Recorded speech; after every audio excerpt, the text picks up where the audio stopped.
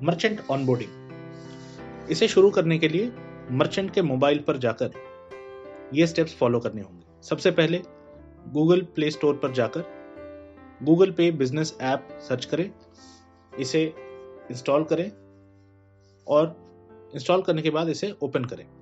जैसे ही app open करेंगे आपको एक कंटिन्यू बटन दिखेगा और कुछ परमिशंस मांगेंगे जिसको आपको अलाउ करना है। उसके बाद आपको add new business option select करना है। इसके बाद आपको सबसे पहला स्क्रीन दिखेगा जहां पर आपको बिजनेस डिटेल्स भरने हैं। सबसे पहले बिजनेस का रजिस्टर्ड नेम भरना पड़ेगा।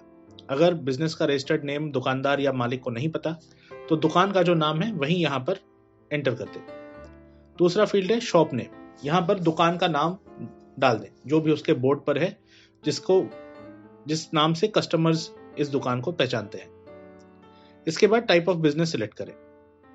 ज्यादातर दुकानें सोल प्रोप्राइटरशिप होती हैं, मतलब एक ही इंसान इसका मालिक होता है। अगर कोई और ऑप्शन आपको दिख रहा है जो सही बैठता है तो उसका भी चयन कर सकते हैं। इसके बाद मर्चेंट कैटेगरी कोड का चयन करें। किस तरह की दुकान है ये डिसाइड करना आपका काम है। अगर आपको समझ में ना आए तो यूटिलिटी में जाकर अदर्स का भी चयन कर सकते हैं अगर कोई भी कोड सही नहीं बैठ रहा हो तो। इसके बाद दुकान के मालिक का नाम एंटर करें, बिजनेस ओनर नेम, और उसके बाद नेक्स्ट करें। इसके बाद दूसरे स्क्रीन में बिजनेस के लोकेशन के डिटेल्स भरें। सबसे पहले शॉप का नंबर और वो किस गली या स्ट्रीट पर, रोड पर लोकेटेड है वो डिटेल्स भरें। दूसरे फील्ड में वो कौन से इलाके, मोहल्ले, लोकेलिटी में है वो भरें। तीसरा और चौथा फील्ड सिटी और स्टेट के लिए है और आखिरी फील्ड में पिन कोड भरना है। एक बार आपने जब पिन कोड भर दिया उसके बाद आपको इस दुकान की लोकेशन कंफर्म करनी है मैप पर।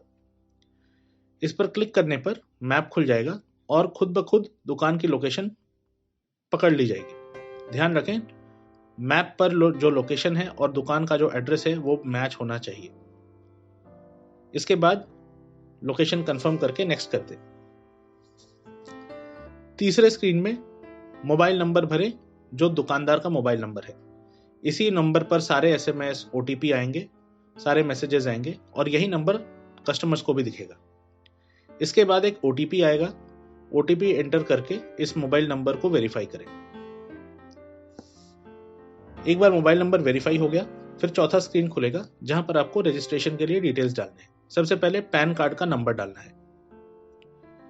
ये पैन कार्ड दुकानदार का ही होना चाहिए जिसकी दुकान है। एक बार आपने पैन कार्ड का नंबर डाल दिया फिर पैन कार्ड का फोटो यहां पर डालें। आप फोटो कैमरे से भी ले सकते हैं या फिर गैलरी से, अगर फोटो मोबाइल में है, गैलरी में है, वो भी अपलोड कर सकते हैं।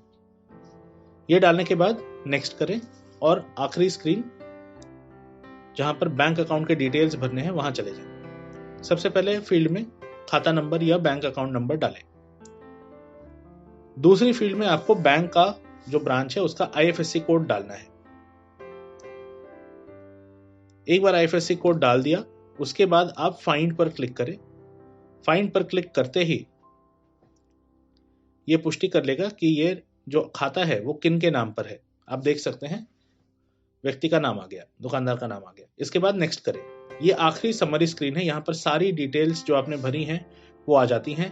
पुष्टि कर लें कि हर एक डिटेल्स परफेक्ट है, बिकॉज एक बार सबमिट हो जाने के बाद ये बदला नहीं जा सकता। अभी आप इसको चाहे तो बदल सकते हैं सबमिट करने के पहले। एक बार आपने सबमिट कर दिया उसके बाद एक स्क्रीन आएगा जहां पे ये कंफर्मेशन हो जाता है कि आपने मर्चेंट ऑनबोर्डिंग कंप्लीट कर ली है और जो ये बिजनेस है वो अंडर रिव्यू चला जाता है और ये स्क्रीन आपके फोन पर आ जाता है। Step 2, merchant verification. सबसे पहले अपने मोबाइल में जाकर हसल ऐप खोलें। हसल ऐप वो ऐप है जो आपके मोबाइल में स्पेशली कॉन्फ़िगर किया गया है। ये ऐप ओपन करने के बाद सर्च में जाएं और मर्चेंट का मोबाइल नंबर सर्च करें। एक बार आपने जब मोबाइल नंबर डाल दिया तो आपको मर्चेंट के डिटेल्स अपने स्क्रीन पर दिखने लगेंगे। अब आप देख सकते हैं मर्चेंट के सारे डिटेल्स यहाँ पर आ गए हैं जो कि मर्चेंट ऑनबोर्डिंग के टाइम पे एंटर किए गए थे। आपको इन सारे डिटेल्स को 1 by 1 वेरीफाई करना है कि ये सही है। एक बार आपने ये सारे डिटेल्स वेरीफाई कर दिए उसके बाद आपको मर्चेंट का पैन नंबर यहां पर डालना है। पर्सनल पैन फील्ड में जाकर मर्चेंट का पैन नंबर दर्ज करें।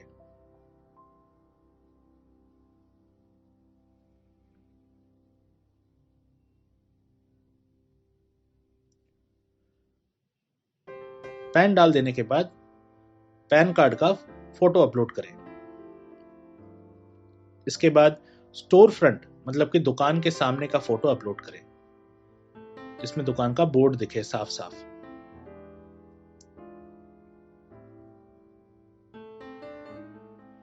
और इसके बाद फिनिश वेरिफिकेशन पे क्लिक करके वेरिफिकेशन का स्टेप पूरा करें। एक बार ये वेरिफिकेशन पूरा हो गया, अब आप स्टेप 3 स्टार्ट कर सकते हैं। स्टेप 3 है क्यूआर कोड अटैच करना। वेरिफिकेशन के तुरंत बाद अटैच क्यूआर पर क्लिक करें। क्लिक करने के बाद आपका कैमरा ओपन हो जाएगा और उस कैमरा से क्यूआर कोड को स्कैन करें।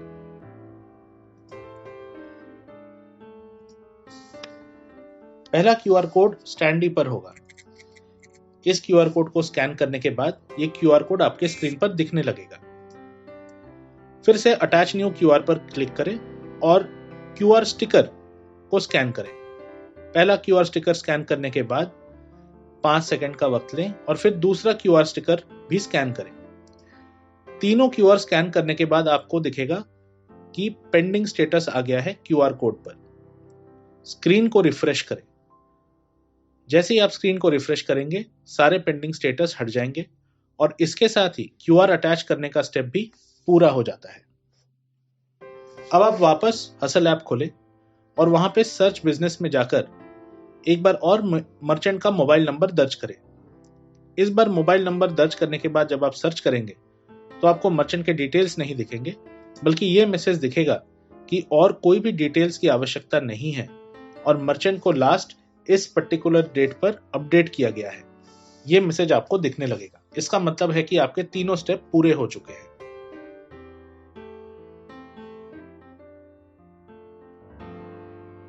इसके बाद के स्टेप्स इस प्रकार हैं। सबसे पहले आपको एक एड्रेस पर जाकर अपना mobile phone, Android mobile phone configure कराना है। कॉन्फ़िगर कराने का मतलब है आपके मोबाइल फोन में एक आईडी इंस्टॉल की जाएगी, जिस आईडी का इस्तेमाल करके आप काम कर पाएंगे। दूसरी चीज, 2 ऐप आपके मोबाइल फोन पर इंस्टॉल होंगे। एक स्पेशल ऐप गूगल पे फॉर बिजनेस के लिए, जिसको हम हसल ऐप बोलते हैं, और दूसरा ऐप डिवाइस पॉलिसी।